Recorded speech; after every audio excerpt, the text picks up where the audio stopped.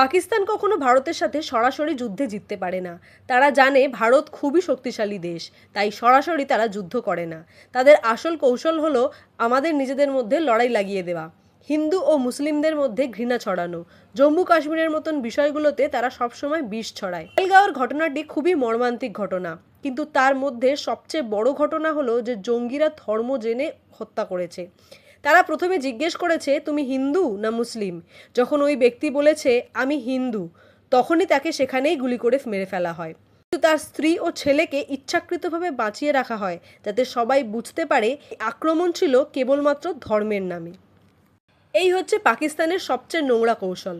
ধর্মের নামে তারা লড়াই লাগায়। পাকিস্তানের আসল উদ্দেশ্য হলো ভারতের মধ্যে বিভেদ সৃষ্টি করা, হিন্দু মুসলমানদের আলাদা করে ফেলা। কিন্তু আমাদেরকেই সচেতন থাকতে হবে, না হলে কিন্তু এই কৌশল আমাদের নিজেদের মধ্যে লড়াইয়ের কারণ হয়ে উঠবে। মনে রাখতে হবে ভারতবর্ষে হিন্দু মুসলিম মানে ভাই ভাই। যদি আমাদের এই ভিডিওটা ভালো লাগে তবে অবশ্যই লাইক করবেন আর চ্যানেলটা সাবস্ক্রাইব করে পাশে থাকবেন।